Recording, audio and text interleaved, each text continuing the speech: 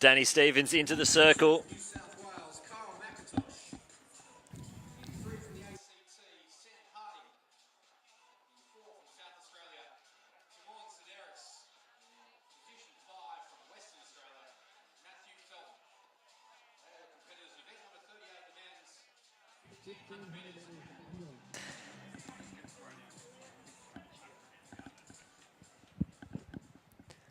See Danny getting one out there.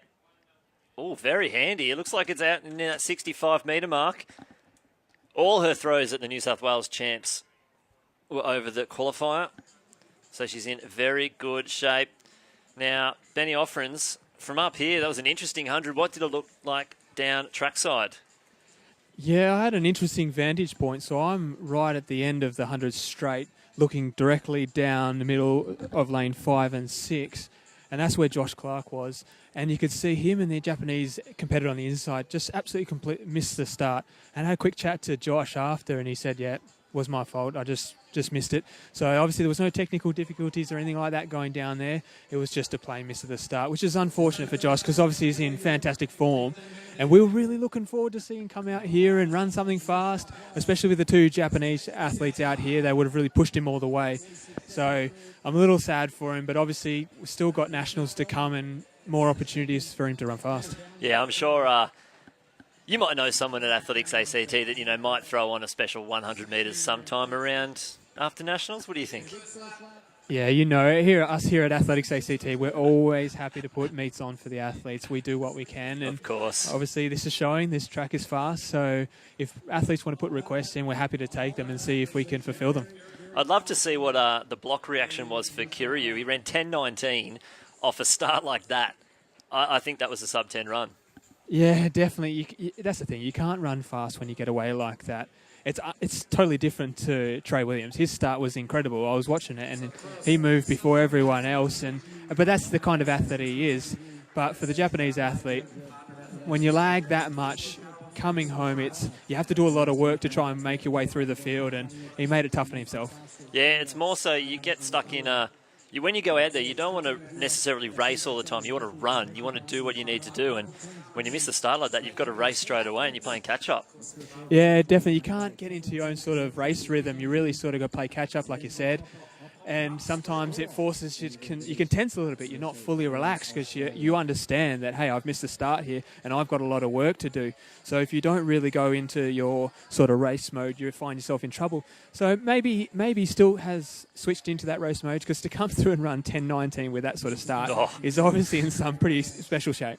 Yeah, and with a PB of 10.01, he ran 10.04 in, we'll call it the heat. It was the B race, but yeah, I think we'll see something very special from him. He has got a windy 9.87. In 2015, he went to the Texas Relays and took a couple of scalps of the Americans. He beat Ryan Bailey and a few others, so we know he can go sub. We're just waiting for that win to get on that 2.0 or better. Yeah, definitely. They were a little unlucky, honestly. It's a shame that the men's A race, they come out here and they get a negative 0.1, because I'm down here now and it's gone straight back to a tail, and you'd probably say it's about that 1.5 mark. So they've just missed it literally by 5-10 minutes, and they would have had perfect conditions, and we may have seen something closer to that sub-10 mark. Yeah, it's good to see. We're getting a few guys under that 10.35 now. Obviously, Jin's moved himself up into contention now with a 10.32. Trey's already run 10.27 out here. Gamble is running 20.6 and he ran 10.33 the other day. Clark runs 10.32, missing the start by a million miles. So put those four guys together and I think you've got a pretty good team. Yeah, definitely. I agree. We've got the guys in the country at the moment to actually do something special in this 4x1. It's one of those things, it's an opportunity event where you can obviously take advantage of some of these countries that don't get the baton around. You get it around clean, and then we can jag medals. And countries like Japan and China have really showed that recently, that you can take away these medals at the major champs and you don't need the 4 sub-10 runners like the Jamaicans and the Americans have. Exactly. And if you can find that free space, you end up only having to run 390 metres if you get it right. Definitely. I totally agree. And it's one of those things, those Japanese and Chinese teams are proficient in the way they do their baton changes and the changes and everything they go through. So I think if we can employ those sort of tactics, I think we can get a team out there that can really push for obviously making finals first and then maybe even medals, hoping that some of these bigger teams make mistakes.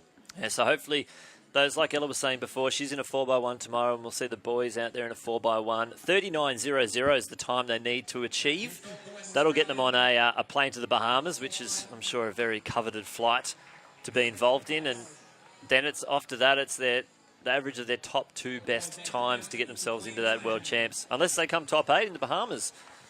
Yeah, definitely, and that's the thing. That's the beauty of the Bahamas competition. If you become top 8 in that, it's automatic through to the next major, which is invaluable. You can't go past that. And obviously our 4x4 girls did exactly that for Rio. They go over to Bahamas, they came top 8, they get their automatic selection for Rio.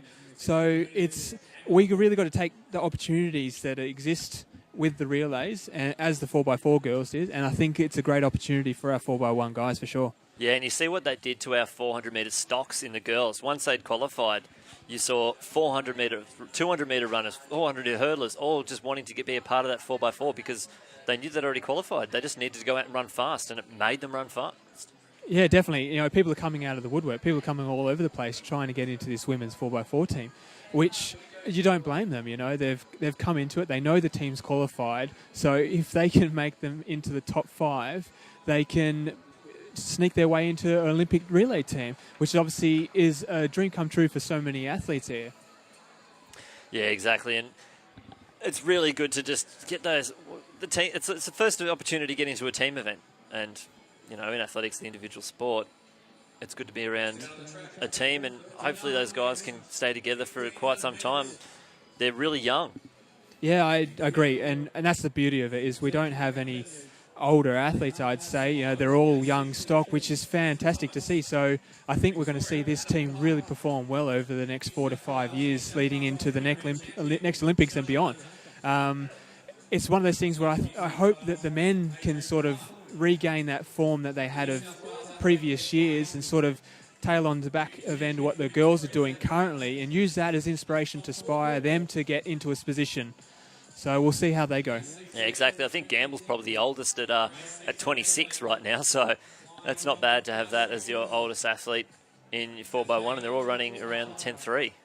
Yeah, no, it's fantastic to see. So I think we're in a good position here in Australia, and I'm looking forward to it. Yeah, excellent.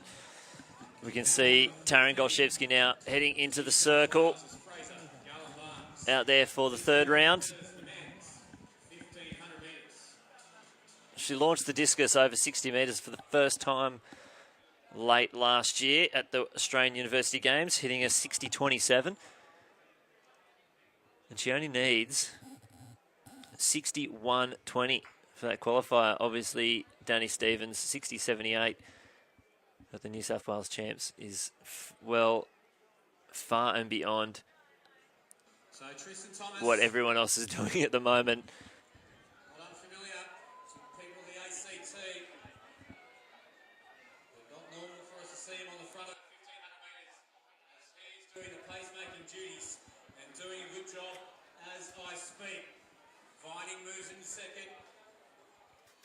Yeah, Lynchy, I'm out here at the women's discus. It's just concluded. Danny Stevens, I apologise, newly married. Last round, 6th throw, 64.79. It was actually your best of the series. Yeah, I feel I'm not 100% happy because I don't feel like I really got onto one. The last 2 felt a bit better, but it kind of reminds me of my Olympics throw, a 63 in the first 3 and then finished on a 64, but still not feeling great about the throw. So, look, that's another World Champs qualifier for me, so that's good to tick that off. But I'm really trying to practice throwing big and throwing what I think I know I should, like, you know, your 66s type thing in this domestic season. And I opened up really well with state champs last week, and yeah, just didn't quite get my timing and my rhythm together tonight. But you know, 64 on a bad day is pretty good. Yeah, no, as you said, it's fantastic to lock away those qualifiers and get another one under your belt is essential leading into nationals, and obviously if you take the title then you're automatic through to London. Just going on the conditions here, I was speaking about Danny earlier and he said he wasn't happy with the wind. He likes the headwind, he likes it strong. What about yourself? You said the women like it a little bit, I guess, of a lighter wind. Yeah, we'd like it a bit more subtle, but at the moment there's hardly anything going on here. Like all the trees are dead still. But, you know, it was the same for me 2 weeks ago at state champs. So you have to be able to throw in any conditions. It's an outside sport, and then that's what happens. So you have to be able to make it fly and make it spin. So, you know, come World Championships, we're in a stadium, there is no wind. So for me, like I demand a high standard of myself. So, you know, I'm not 100% happy with tonight, but, you know, conditions are great. They're good for running. You know, there's no wind advantage or disadvantage. So, but for us, we really need to make it spin. Yeah, and it is that high standard that obviously has given you the results that you've got over the years at all the majors and all the nationals. So we wish you all the luck leading into nationals in Sydney in a couple of weeks. Hopefully you lock that away, get the automatic, and we'll see you in London. Yeah, great. Thank you. Thanks for that.